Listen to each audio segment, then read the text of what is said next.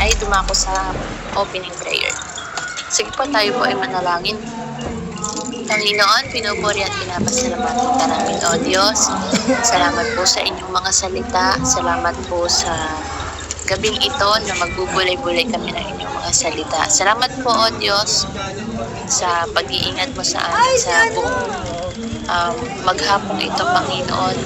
Maging sa kahapon, O Diyos, sa mga nagdaang araw. Salamat po, Panginoon, sa katugunan mo, sa bawat panalangin. Salamat po, O Diyos, sa pag-ibig mo na hindi nagpapalang sa amin sa bawat araw. Salamat po,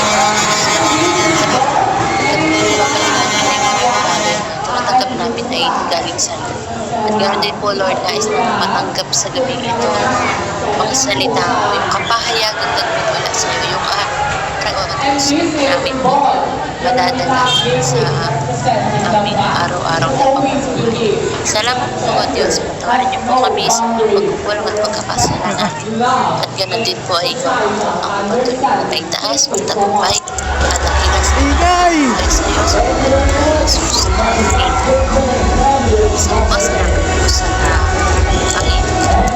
Ang tayo ay sa Exodus 20 verse 1. By JP, dito po lang.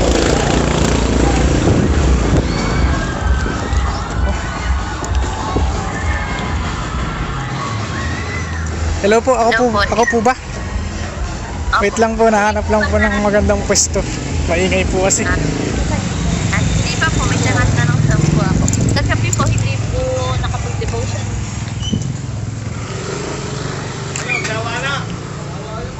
Opo, hindi po eh, wala pong pumasok. Sige po. Ako po muna.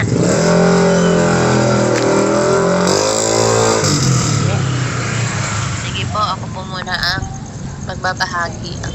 Ako po ay nagbuburi at nagpapasalamat muna po sa Panginoon sa kakatagumpayan po nung kahapon na maghapon at maging ngayon po. Salamat po sa Panginoon dahil nakapagsimula na po ako ng trabaho kahapon. Yun po yung first day of work ko.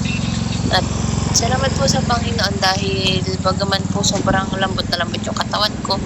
At yun nga po yung dahilan. Kaya po ako ay hindi nakadalo kagabi. Kasi po, maghapon po, pagkatapos kong umawas, pag uwi ko po, ay lambot na lambot po yung katawan ko. Tapos kumain lang po ako at naglinis. Nahiga na po ako ng alas 6 ng hapon. Tapos dire-diretso na po, nagising na po ako yung alas 12 na. Tapos, ang bigat po kasi ng katawan ko. Tapos sobra po akong pagod na pagod. Ako po ay nangangalos.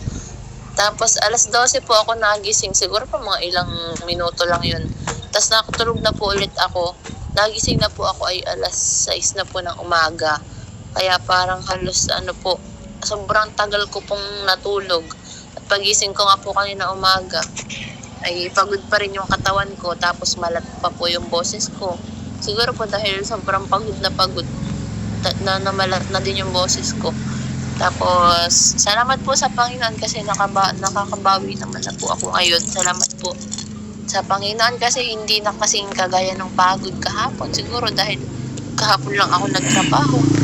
Ng talagang trabaho ang hanap buhay ay ganun po yung naramdaman ng katawan ko na nag-a-adjust pa, na nandibago. Pero salamat po sa Panginoon dahil mabuti ang Panginoon at patuloy niya akong tinuturuan pa.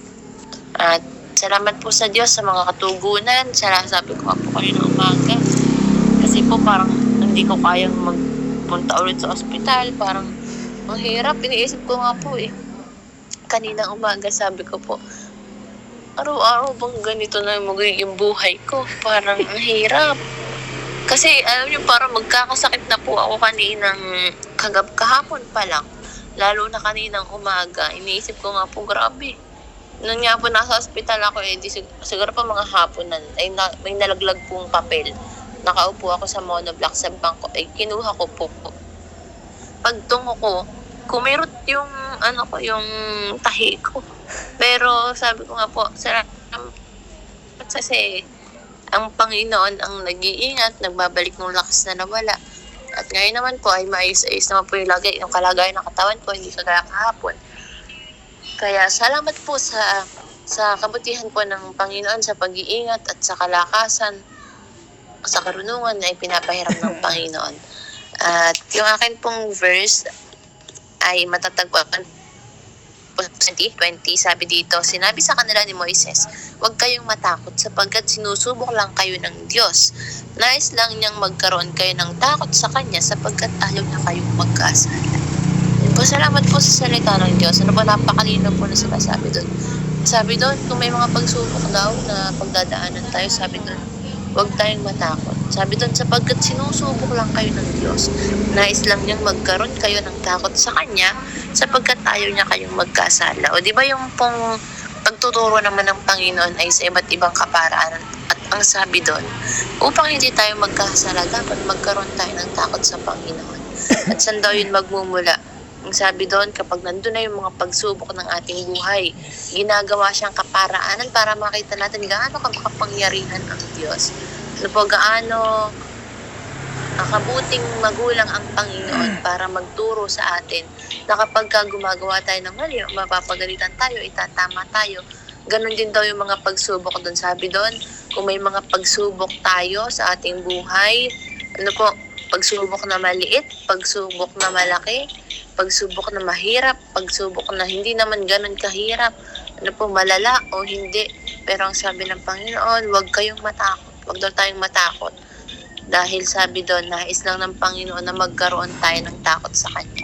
Kasi po, sino ba yung mga talagang puspusang nakakasunod sa Panginoon? Yung talagang patuloy na nakakasunod sa Panginoon? Di ba yung may mga takot sa Diyos?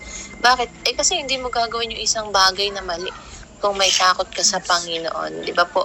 Inidadirect tayo ng fear of God na meron tayo para hindi tayo magkamali, hindi tayo mapalayo sa Panginoon, hindi tayo mapalayo sa pag-ibig ng Diyos. Kaya salamat po sa Panginoon na may mga pagsubok pero yun ay mga kaparaanan lang ng Panginoon para mas turuan pa tayo. Na ibig sabihin, ganun tayo kamahal ng Diyos para hindi tayo mapalayo sa Kanya. Ganun tayo kamahal ng Panginoon para ingatan niya tayo ng ganun, ng lubusan. Kaya salamat po sa Panginoon. Yung isa po ay sa 21. Ito po ay patungkol dun sa mga batas. Salaputan ang batas sa mga alipin. Kasi dito po maraming sitwasyon kung ano yung mga katumbas na kaparusahan kapag nagawa ng isang alipin yung ganitong bagay. At ang sabi nga po, at wala po ako ditong napiling verse, pero tungkulan ko po dito ay excuse lang po. Ang pinatungkulan ko po dito ay kung gaano kapakapangyarihan kamakatarungan ang Panginoon. Kasi sabi po dito sa Exodus 21, binanggit niyan diyan gaano kamakatarungan ng Diyos. Walang mataas, walang mababa, walang nakakalapang, walang napag-iiwanan. Basta pag gumawa ka ng mali, pag gumawa ka ng masama at hindi karapat dapat at lugod-lugod sa harapan ng Panginoon, lagi may consequences. Di ba kayong gumawa ka nga ng mabuti, may babalik sa'yo. Yung pa kayong gumawa ka ng masama. Sabi nga po sa Roma chapter 2 verse 11, sapagkat walang itinatangi ang Diyos. Ibig sabihin, walang favoritism ang Panginoon. Hindi ibig sabihin na mayroong exception. Na halimbawa, ganito ka naman, yung iba ganyan. Kumbaga, pagbibigyan ka ng Panginoon, wala pong gano'n na naging tayo, may exception, wala pong ganun. Kaya nga po lahat tayo ay pantay-pantay sa paningin ng Panginoon. At lahat tayo ay pare-pareho sa kanyang harapan. Sabi doon, malino po sinasabi, walang itinatangi. Pag sinabi natin itinatangi, kumbaga, iba yung turing sa'yo, iba yung pakikitungo sa'yo. Sa Panginoon, walang ganun. Ano po sabi nga doon sa isang amin, sabi doon, ang pagsikat ng araw ng Panginoon ay sumisikat sa mabubuti at masasama. Ibig sabihin, talagang ang pag-ibig ng Panginoon, ang katarungan ng Panginoon ay nasa sa lahat ng tao. Nawa talagang ang Panginoon ay walang favorite sa bawat isa sa atin. Kaya salamat po sa Panginoon sa pagmamahal ng Panginoon na hindi natatapos sa buhay ng bawat isa sa atin. Purihin po ang Diyos. Sumunod naman pong magbabahagi ay si Kuya JP. Amen. Purihin ang Lord sa patuloy na katapatan niya sa ating buhay na ganyan nga po na kahit po tayo ay kadalasan ay nagkukulang ayan talagang narin po palagi ang Panginoon sa lahat ho ng pagkakataon ng ating buhay para patunayan na talagang hindi siya nagkukulang sa atin. Isang hiling lang natin sa Panginoon, basta alam niya na ito'y makakabuti ho sa atin talagang ipagkakalob niya sa atin. Nagpapasalamat po ako sa Panginoon sa pag-iingat niya sa akin sa aking pagbiyahe sa Manila kasi po yung tiyahin ko pong galing Korea ay sinundo ko sa airport at hinatid ko sa Novaliches. Ayun, kahapon nga po syempre kahit na po kailangan maaga akong gumising kahit mga alas 3 dapat gising na ako ayun sinubukan ko pa rin pong mag-ano sa devotion pero maigi na rin ho yun wala akong umattend at maaga po akong nakatulog siguro mga 9:45 at ayun pero dahil po sa responsibilidad na iniisip ko hindi rin po ko putol-putol din ho yung tulog ko pero salamat ho sa Panginoon kahit na gano'n na hindi ho gano'n kaayos yung aking pagtulog ay patuloy ho yung pag-iingat niya sa aking pagmamaneho yun hindi ho ulit ako nakaramdam ng antok habang ako'y nagmamaneho at kagaya ho nung katapatan ng ating Panginoon sa akin nung nakaraan din kaya po nung nangyari yun talagang mas tumibay po yung pananalig ko sa Panginoon na palaging magtapat sa Panginoon talagang kahit na minsan ang kapalit na yung ating buhay kailangan ho pa rin nating sumunod at yun salamat po talaga sa Panginoon at ayun nga po kagayang patungkol ho dun sa nangyari po sa kay Sis Ira kahapon gano'n nauunawaan ho natin yun kasi talagang gano'n syempre first day of work mag-a-adjust ho yung katawan natin katulad ho yan ng halimbawa pag-workout sa gym di ba pagka first time mag-workout sa gym syempre talagang mahirap kasi hindi naman po tayo sanay na sa ganung klaseng pagbubuhat at kahit na medyo light lang yung ating ginawang trabaho pero hindi ho natin kasi hindi ho sanay yung katawan natin sa ganun na trabaho kaya minsan pagkatapos mag-workout kinabukasan yung iba sobrang sakit ng katawan hanggang yung iba ay linalagnat naman at ganun pag patuloy natin ginagawa yung trabaho na yun yung pag-workout yun nasasanay din ho yung katawan natin at sa mga susunod na araw ayun hahanap-hanapin na rin ho ng katawan natin yung ginagawa natin at may enjoy na natin at sa pagtagal-tagal makikita natin yung resulta ng ating ginagawa at kagaya rin ho sa trabaho gano'n talaga sa una talaga mahirap kasi lahat naman po ng bagay sa umpisa lang mahirap yan yung first step talaga ang pinakamahirap at syempre habang po tayo tumatagal na ay ayun nagagamay na natin nasasanay na rin ho tayo hanggang sa hanap-hanapin na natin at ganoon din ho sa pag-aaral ng salita ng Diyos na nung una talagang hirap kasi wala ho tayong maunawaan kasi hindi pa ho tayo marunong kung ano po ba ang tamang pamamaraan ng pag-aaral ng salita ng Diyos at ayun salamat ho sa mga ganitong gawain na talagang naging stepping stone ho natin para tayo po ay lumago at ayun dahil nga po ngayon tayo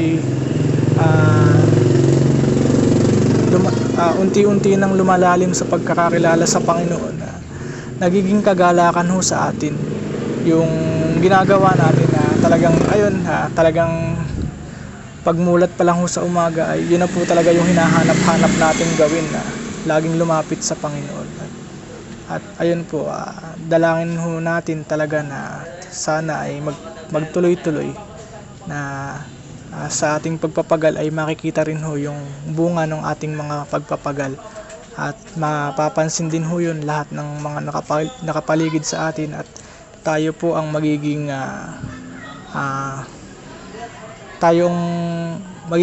magiging reflection ng liwanag na nagmumula sa ating Panginoon, at maipapasa natin yun sa lahat ho ng nakapaligid sa atin, at purihin ang Lord. At dahil doon magagawa rin nilang masabi na yung totoo nga yung Diyos na pinaglilingkuran ng kapatid kong ito, at yun na magagawa din nilang sumampalataya at kilalanin ang ating Panginoon bilang tagapagligtas. At ayun nga po, dito sa kagaya nga ho nung yung shiner po ng ating kapatid na dito kasi nakalimutan ko po yung verse, binasa ko po siya kasi kagabi, at yun nga po yung verse na dun na talaga yung kagaya ho nung shiner po ni Sis Ira na yun nga po yung, di ba, na kailangan wag tayong matakot kasi ginawa lang po naman ng Panginoon yun kasi gusto lang niya na para sa ikabubuti natin, para makasunod tayo sa kung ano yung nararapat. At ang gusto ng Panginoon, sa Kanya lang po tayo matakot, at hindi po sa lahat ng wala po dapat tayong ibang katakutan kundi ang ating Panginoong Diyos. At kaya napakahalaga po na dapat palagi ho tayo nagpapaalalahanan na napakalaking bagay po nung words of encouragement mula sa ating mga kapatid sa pananampalataya. At syempre, minsan mangungusap sa atin ng Panginoon sa pamamagitan ho ng ating pag-aaral ng salita ng Diyos, na siya mismo po ang magbibigay sa atin ng words of encouragement. At ayun, meron pong the fear nots. At ito po yung 7 reasons for encouragement. At yung una, it brings blessings in the journey of life. At pangalawa, it supplies in famine. Pangatlo, protection in peril. Tapos pang-apat, strength in weakness. Pang-lima, companionship in trial. Pang-anim, overshadowing care. Yung pong pag-aalala natin na overshadow po. Tapos pang-pito, yung life beyond the grave.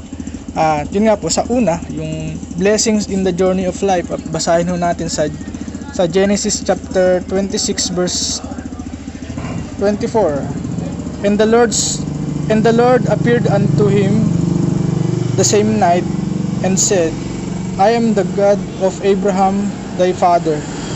Fear not, for I am with thee, and will bless thee and multiply thy seed for my servant Abraham, for my servant Abraham's sake. Dito po sa verse na ito, ito po yung panahon na sino nga yung anak ni Abraham?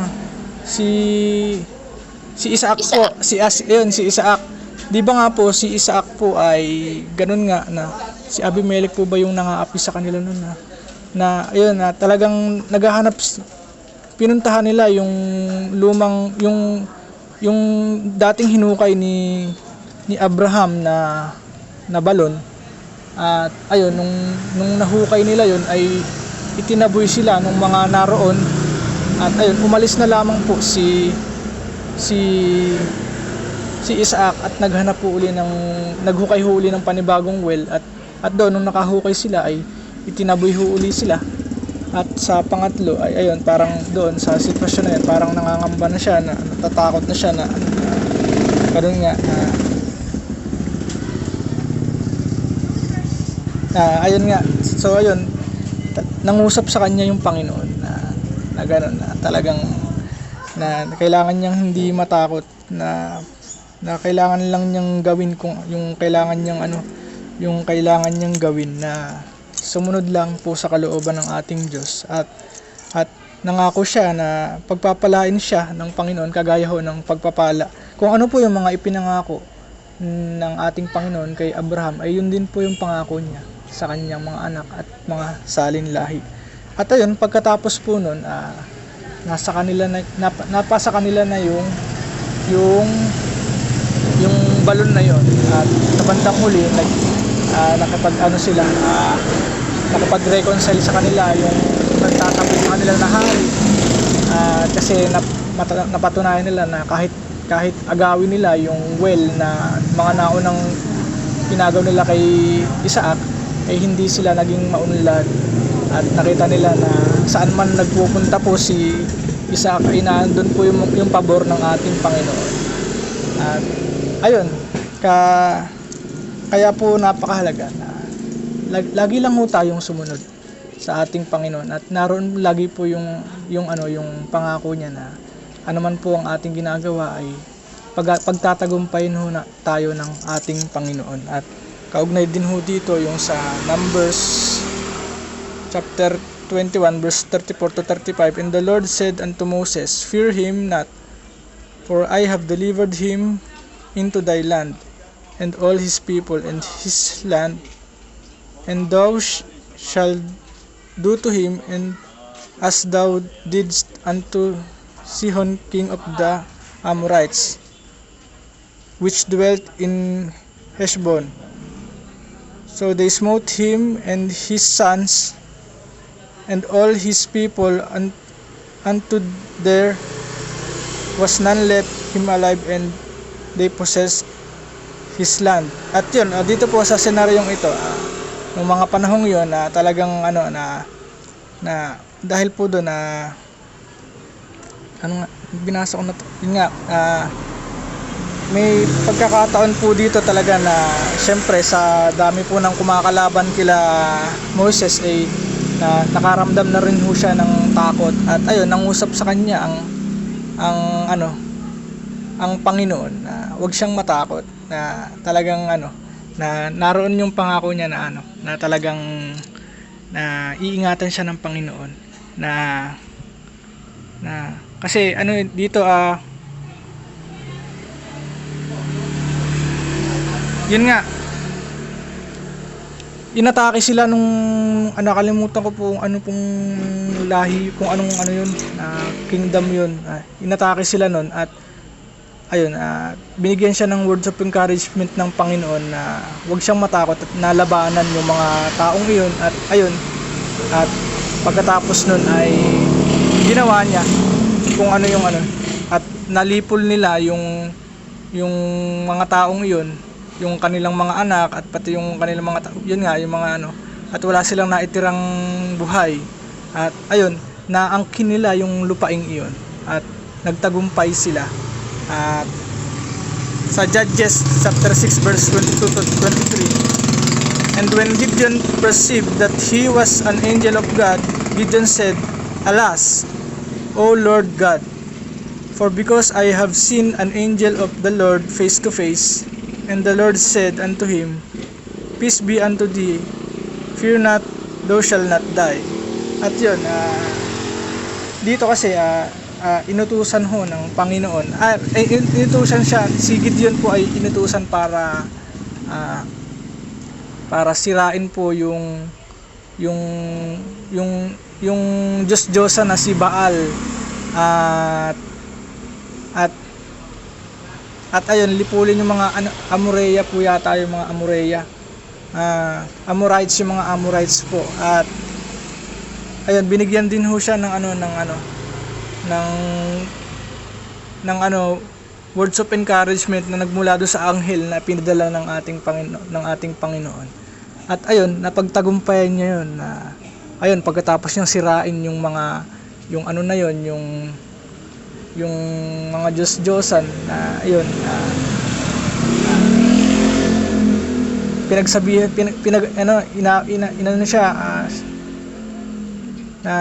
inaway siya ng mga sumasamba roon, at tapos sumagot si Gideon na sige, kayo, kaya bang ipagtanggol ng Diyos niya kanyang sarili na gano'n, na hindi nga niya napagtanggol yung kanyang sarili laban sa akin na gano'n na tapos kayo, kaya ba niya kayong iligtas na gano'n?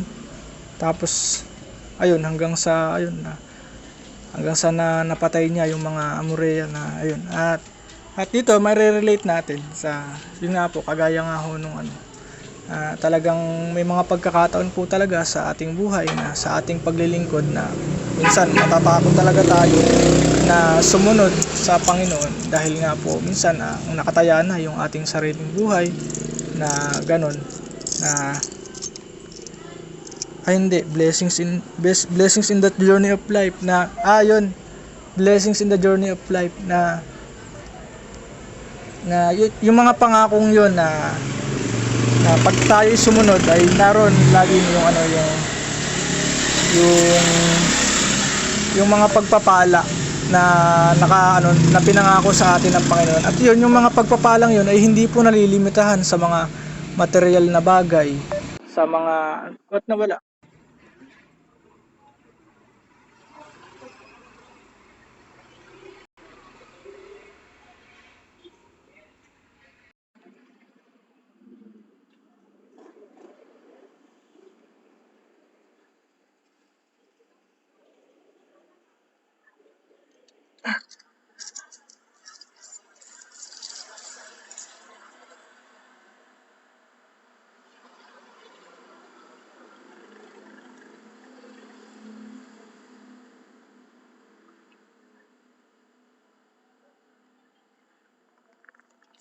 Wala na signal.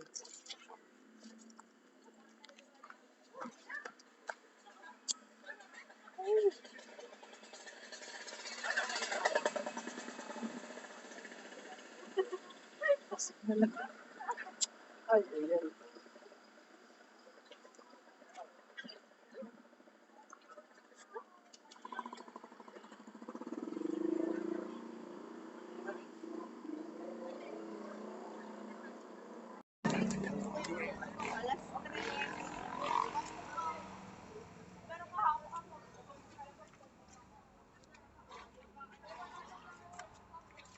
Wala na ako ng internet.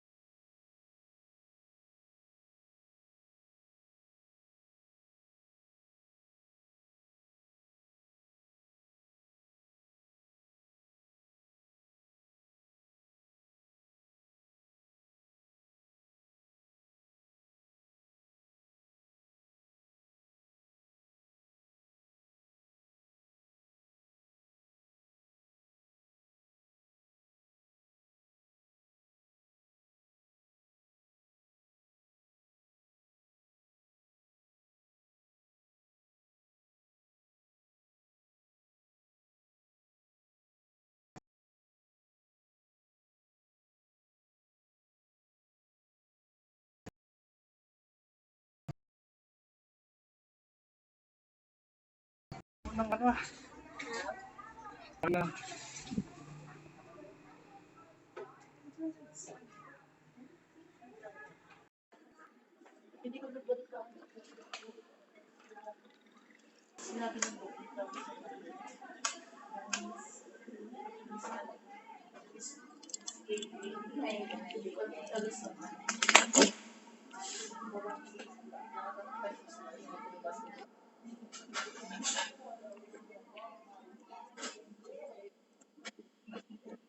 Hello po.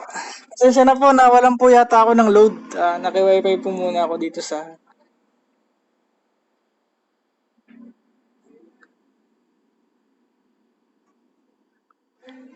Nawalan po ng power? Pero, ah, nawala po kasi yung parang humina po yung signal sa labas. Buti po may malapit lang ako doon sa mga lola ko dito sa kabilang bahay at naki-wifi po muna ako. At ayun po, sige po, ipagpatuloy po natin. At ayun, ah, ayun, kagaya nga ho nun na syempre, 'di ba, yung una, yung blessings in the journey of life at ayun, yung words of encouragement na binibigay sa atin ng Panginoon, pati na rin ho nung ating mga kapastoran na ganun, pagka tayo nakakaramdam ng pangamba o takot sa ating paglilingkod ay nakakatulong ho yun. Yung minsan, pagka hihingi tayo ng blessing sa ating kapastoran o di ka sa ating Panginoon, nakakatulong yun. Siyempre, yun nga po, yung mga blessings na yun ay hindi po nalilimitahan sa mga material na bagay na kapag po tayo sumunod ay pagpapalain tayo financially. Hindi po totoo yun. Na baka po isipin natin na gano'n, baka umasa tayo ho na gano'n, na pagka tayo sumunod sa Panginoon ay pagpapalain tayo financially. Paano kung hindi ho mangyari yun? Di tatalikod na tayo sa Panginoon. Kaya, siyempre, ang dapat ho nating, ang lagi nating tinitingnan na unang-una, siyempre, yung mga pagpapalang spiritual na ayun, sa ating pagsunod ay mas lalago ho yung ating pananampalataya sa Panginoon, mas titibay yung ating pananampalataya sa Kanya. Tapos, ganun nga, na magkakaroon tayo ng kapayapaan sa ating puso't isipan na mas lalawak yung ating pag-ibig sa ating kapwa. At marami pa pong iba, yung mga pagpapalang spiritual na hindi po nahahawakan, hindi nakikita, ngunit ito'y nadarama dahil po sa pag-ibig na ipinadama rin ho sa atin ng ating Panginoon. At yun po yung maibabahagi natin sa lahat ho ng tao na nakapaligid sa atin. At yun po yung magiging natin, yun po yung patuloy nating mapapanghawakan para patuloy tayong makahikayat na ayun nga po, na magkaroon din ho sila ng pananampalataya sa ating Panginoong Hesus, na dahil siya nga lang po ang tanging daan tungo sa kaligtasan. At pangalawa, yung supplies in famine. At hindi ko na po babasahin yung verse, basta basahin ko na lang po yung First King verse 17 to 13. At yun, dito yung babae po rito ay talagang nangangamba kasi napakaunti na ho nung harina at baka sa mga susunod na araw ay wala na silang gagamitin para makapag-bake ng tinapay. Pero yun, sinabihan siya ni Elijah na wag siyang matakot at na talagang hindi siya pagkukulangin ng Panginoon. At humiling si Elijah na igawa siya ng tinapay na kakainin niya at ayun, at at sinunod ho nung babae yun at iginawa siya nung pagkain. At kagaya ho nung sinabi ni Elijah na hindi siya mauubusan ng harina yung lalagyan niya at ng mga supplies na gagamitin niya doon at mapapakain niya yung kanyang anak na ganun nga. At ayun, nangyari yun. Kaya minsan, meron pong narinig ako noon na patotoo na meron nung isang pagkakataon na yung isang tao, isang lingkod, isang mananampalataya na kagagaling lang niya sa trabaho, kakukuha lang niya ng sahod niya sa kanyang itinrabaho sa buong maghapon. At ayun, at yun lang po yung yung pera na magagamit nila para sa kanilang kakainin pag-uwi nila. Pero meron ho siyang na-meet, meron siyang nakita na isang tao na mas nangangailangan. At ayun, nagkaroon ho ng conviction ng ating Panginoon sa kanya na ibigay lahat yun. At ayun, kahit naisip niya na ito na lang yung ito lang yung pera na gagamitin namin para may makain kami mamaya. Pero ayun, dahil napakalakas ho ng conviction sa kanya ng Panginoon, ay sinunod niya yun, ibinigay niya lahat doon. At ayun, nung umuwi siya, wala silang maihandang pagkain. At ayun, lumipas ang ilang minuto, dumating ho yung kapitbahay na may dalang ulam at pagkain. At ayun, nakakain ho sila. At ganun ho katapat ang ating Panginoon sa ating buhay, na may mga pagkakataon talaga na ayun, na ganun nga, na minsan na kailangan lang ho talaga nating magtiwala sa Panginoon sa lahat ng bagay. At kung tayo patuloy na sumusunod sa Panginoon, ay hindi niya tayo pagkukulangin, na susuplayan niya ho lagi yung lahat ng ating pangailangan. Siyempre, pati na rin ho yung ating kakainin. At kagaya nga ho, may mga lingkod ng Panginoon talaga na kung iisipin ng ibang tao, na sasabihin ay tamad kasi hindi nagtatrabaho ng pisikal, hindi nagtatrabaho para may kitain. Pero hindi nila nakikita yung pagpapagal ng mga lingkod ng Panginoon na ito, na hindi nila nakikita na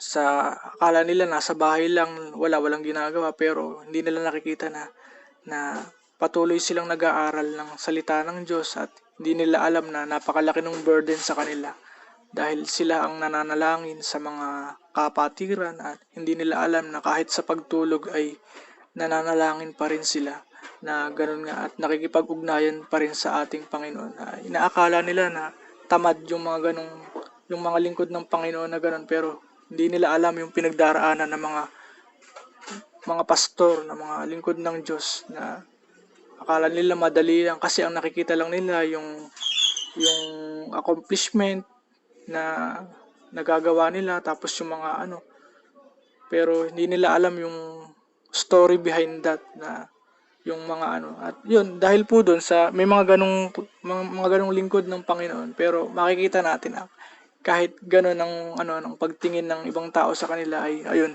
makikita sa physical nilang anyo na talagang hindi naman sila mukhang gutom na ganon. At makikita maging po sa kanilang mga anak na ayun, na malulusog naman, tapos na ganon, na talagang hindi ho nagkukulang ang Panginoon sa lahat ho ng mga naglilingkod sa Kanya at sumusunod sa kalooban niya. At ayun po, at isa pa ho, yung sa protection in peril, at sa 2 Kings chapter 6 verse 16. And he answered, "Fear not, for they that be with us are more than they that be with them." At ito po yung senaryo na si Elijah ay nilusob ng kasi si Elijah po ay laging nagre-report sa hari noon. Ire-report niya yung mga plano nung mga kaaway laban sa kanilang kaharian, at yun po ay pangungusap ng Panginoon sa kanya. At ayun, dahil po doon, patuloy niyang lagi niyang napapangunahan yung plano ng mga kaaway. At yun, sa galit ho ng mga kaaway, siya ang pinagbuntunan, na siya ang sinugod. At ayun nga po. At nung nakita nung kanyang katulong na ang dami pong nakapalibot na mga karawahe at mga nakakabayo sa kanila, ay ayun, natakot po yung katulong na ayun, at nanalangin po si Elijah na Panginoon, buksan niyo po ang mata ng aking lingkod na ito. At pagkatapos na nakita niya na mas marami po yung nakita sa mga kaburulan na mga anghel na isang hukbo na napakarami na nakapalibot dun. At ayun, binulag at nanalangin uli si Elijah na bulagin yung mga kaaway, mga kalaban na yun. At lumabas si Elijah at ayun nga, at hinarap niya yung mga kaaway at sinabi niya, hindi ito yung lugar na hinahanap nyo. At tinuro niya kung saan at napunta sila sa Samaria. At doon, dahil yung Samaria nandun, pagdating nila doon, napapalibutan na sila ng mga hukbo ng Samaria at ayun, sabi nga po, anong gagawin namin, nagtanong yung hari, yung mga hukbo na, anong gagawin namin sa mga na ito? Ay po, hindi naman, sinabi na, wag, sabi ni Elijah na wag patayin at bagkus ipakainin nila. So naggumawa sila ng malaking pista doon at ayun, pinalaya rin yung mga iyon. At yun, hindi na siya masyadong relevant at ayun, talagang naroon lagi yung protection in peril na sa mga panahon nga na ganun. Kagaya ng sinasabi ko kanina, dito po naugnay yun talagang minsan sa ating kagaya nga po nung patutuo nung ating kapatid noon na 'di ba, nung isang gabi ay pauwi siya, mag-isa lang siya na kasi madilim ho sa kanilang baryo noon, pababa siya noon at nung gabing pong palang yun ay meron palang tulisan na holdupper na nakaabang doon at yung kapatid po nating yun ay nakaligtas at nakauwi ng mapayapa sa kanilang tahanan, pero meron pong isa na biktima at hindi ko po maalala kung napatay po ba o ano. Basta po yun, napahamak po yung taong iyon at tinanong po yung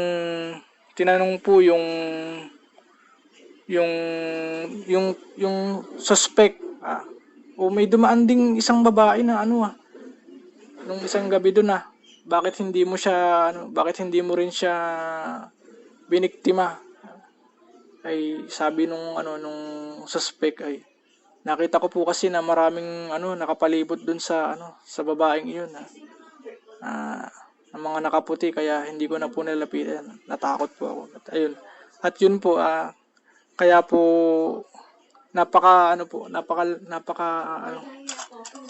yun po, pinakita ho dun yung katapatan ng ating Panginoon sa lingkod ng Panginoon na yun, na dahil po yung lingkod ng Panginoon na yun, inanalangin na siya ay ingatan ng Panginoon sa kanyang pag-uwi. Ayun, talagang iningatan ho ng Panginoon at pinadalhan siya ng mga anghel para protektahan siya sa lahat po ng mga taong magbabantaman sa kanyang buhay. At ayun po, at sa pang 1, 2, 3, 4 pa, strength in weakness. At ito po ay sa Isaiah chapter 41 verse 10. Fear thou not, for I am with thee. Be not dismayed, for I am thy God, and I will strengthen thee. Yea, I will help thee. Yea, I will uphold thee with the right hand of my righteousness. At ayun, isa pong napakaganda rin hong verse na ito na pangako ng Panginoon sa lahat ho ng lingkod niya na talagang na kailangan sa mga panahon na talagang tayo ay nangihina, na minsan parang hindi iisipin natin, parang nawawala na tayo ng pag-asa, na pinanghihinaan tayo ng loob sa sobrang bigat ng ating dinaranas. Kailangan lang ho talaga nating palaging lumapit sa Panginoon, at sa mga panahong yon ang Panginoon mismo ang magbibigay sa atin ng kalakasan. At yun din po, isang pangako rin ho natin sa mga panahon na tayo ay napapagod, ay ang pangako ng Panginoon ay yun, ang Panginoon mismo ang ating magiging kapahingahan.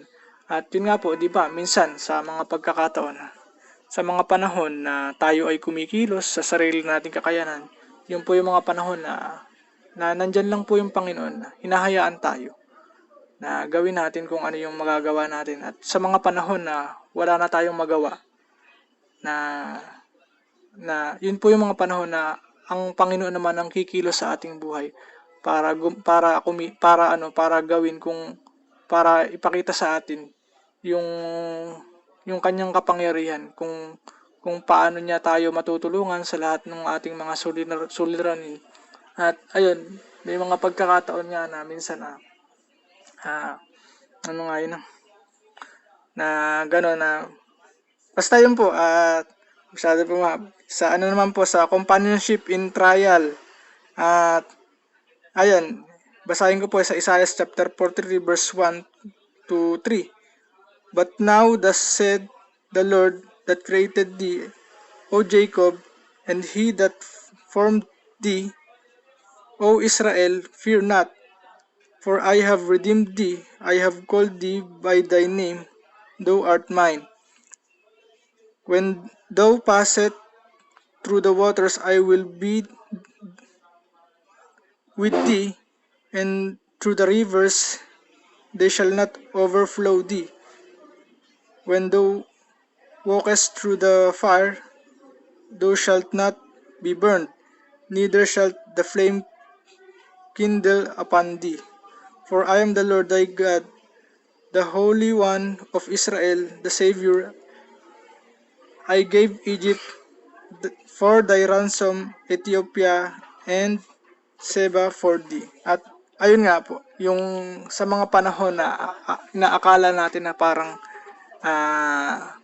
nag-iisa na lang tayo, na parang wala na tayong mahinga ng tulong, na gano'n na parang, ayun, ipinapaalala ho sa atin ng Panginoon na nariyan siya palagi. Sa ano man po kung saan man tayo naroroon, ano man po ang ating ginagawa, na nariyan po lagi ang ating Panginoon na kailangan lang ho na talaga nating magtiwala sa Kanya na talagang patuloy niya tayong iingatan sa lahat ho ng ating mga ginagawa, sa lahat ho ng ating mga pinagpapagalan. At sabi nga ho dito, di ba may awit na kung ano nga yun basahin naman. Dumaan man ako sa sa ilog, hindi ako malulunod. Dumaan man ako sa apoy, hindi masusunog. Yung nakalimutan ko ito, no? At ayun yung kagaya nga rin ho nung katapatan na ginawa po nila, sino nga yun? Sila, di ba wag na nga, hindi ko maalala. Ayan, yun po, talagang naroon po lagi yung pag-iingat ng ating Panginoon sa lahat po ng nagtatapat sa Kanya na gano'n na minsan may mga pagkakataon na talagang sasabihin sa atin na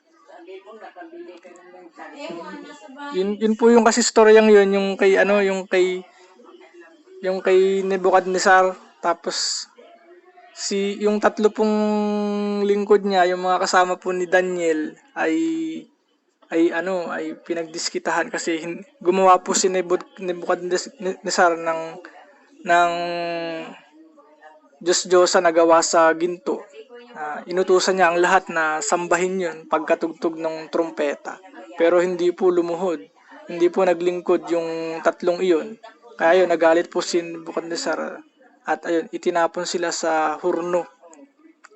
At sinabihan sila na itatapon sila sa hurno, at sabi nung mga lingkod ni ng ating Panginoon na wala sila magagawa kung sige gawin niyo yung kung yung consequences nung ginawa namin. At ayun,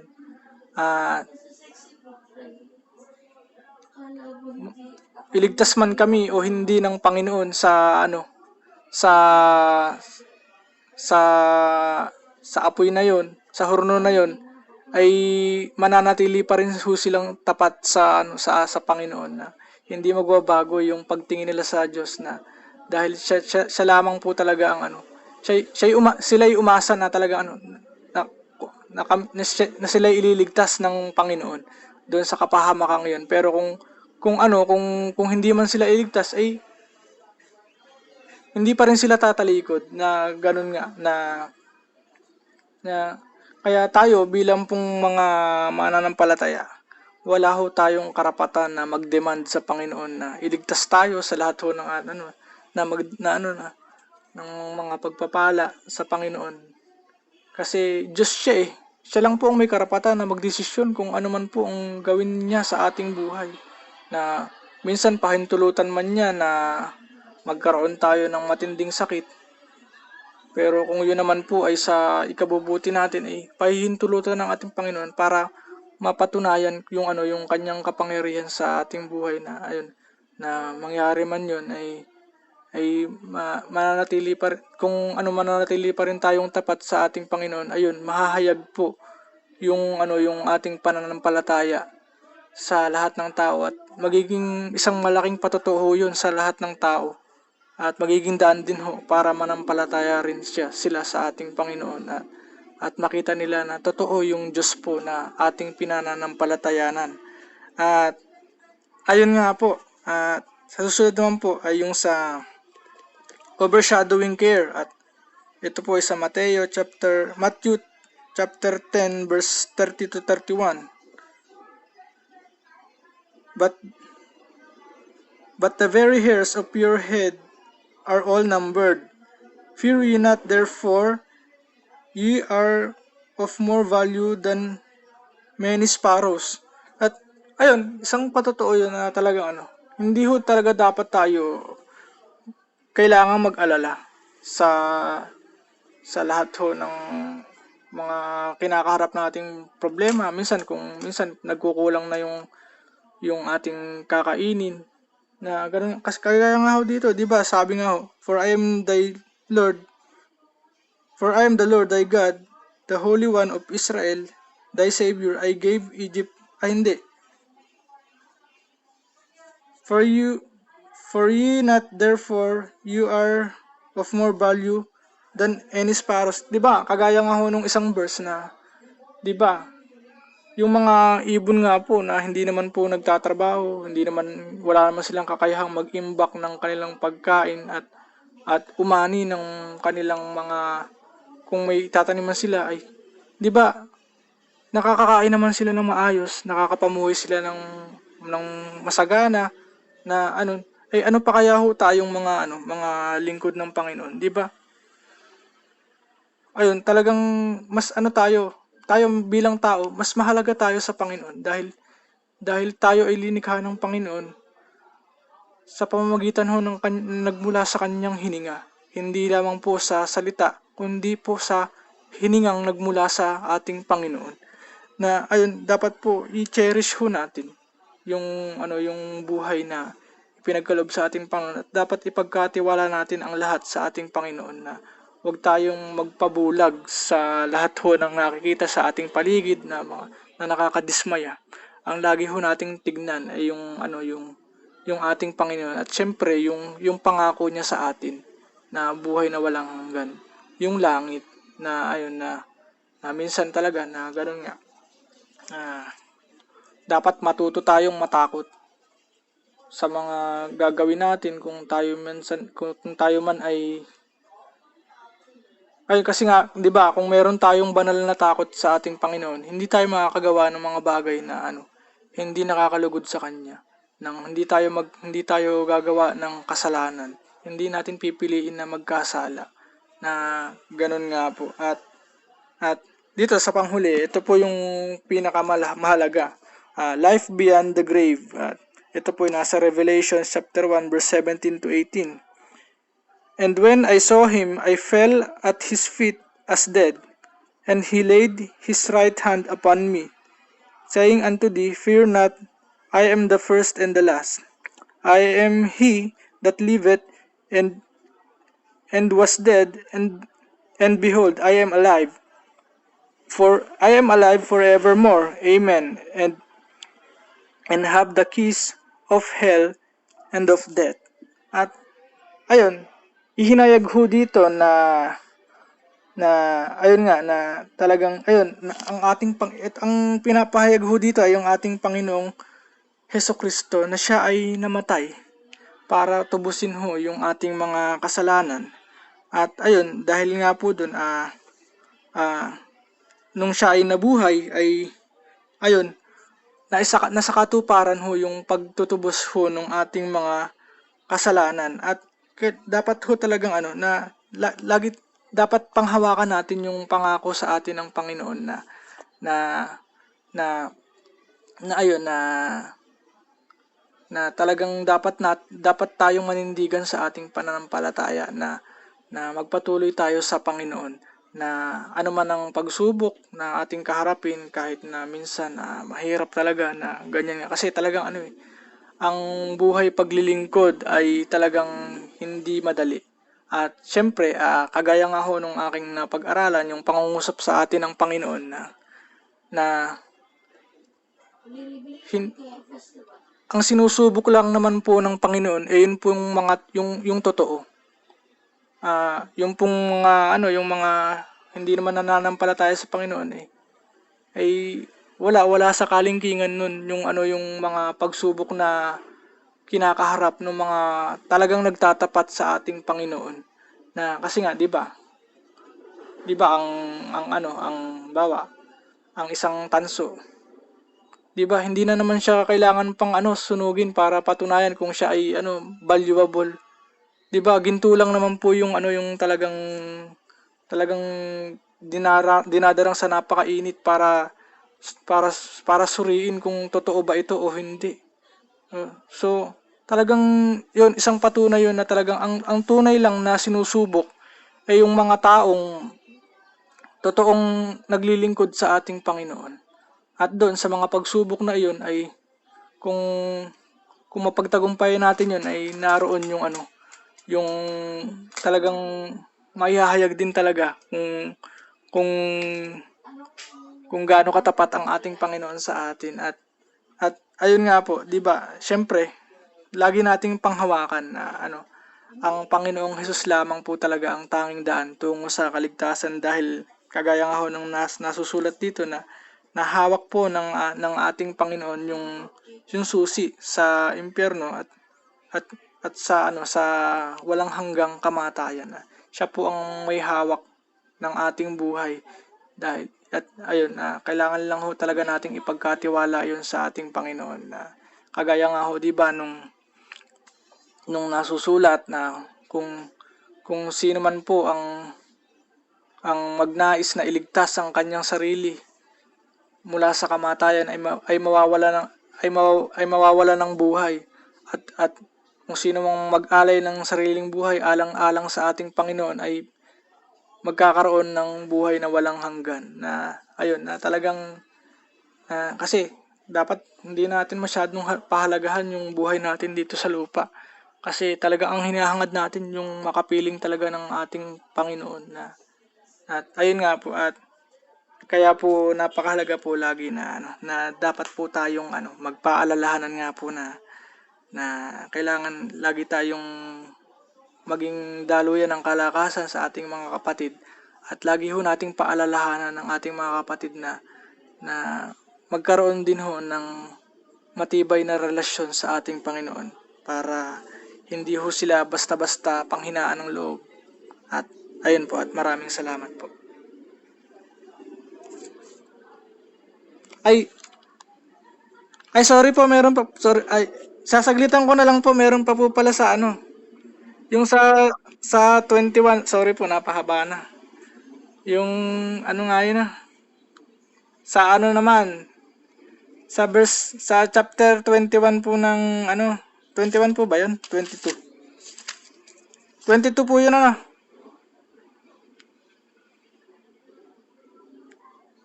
21 nga po, Exodus 21. At dito po, pinakita ho dito yung ang pumukaw po sa atensyon ko dito yung yung pong death penalty. At ayun, nung lumang tipan, talaga pinakita rito na ang Panginoon po ay talagang nagpapataw ho ng kamatayan po sa mga taong sumusuway sa kanya. Na ayun, sa mga nung lumang tipan ay dahil po sa sobrang kasamaan ng tao ay binigyan niya rin ho ng ng authority ang tao, para ang mga lingkod niya, unang-una sila Noe, sila Moses, tapos po yung mga lingkod niya na kagaya nga ho dito na napatawan ng napatay yung mga sumusuway sa ating Panginoon. At may mga pagkakataon din mismo na ang Panginoon mismo ang kumikilos. Pero dahil po sa simula po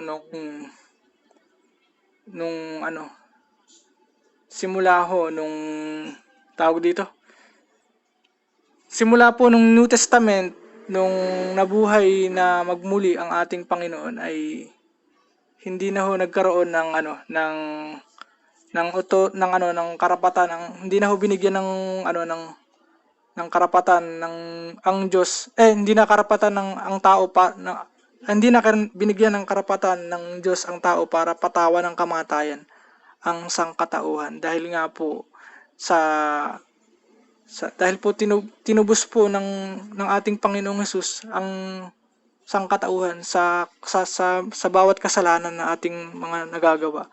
Na ayun, na talagang ang Panginoon na po ang talagang kagaya nga ho, di ba? Dito basahin ko po yung sa ito na lang po yung basahin natin sa nasa na yun.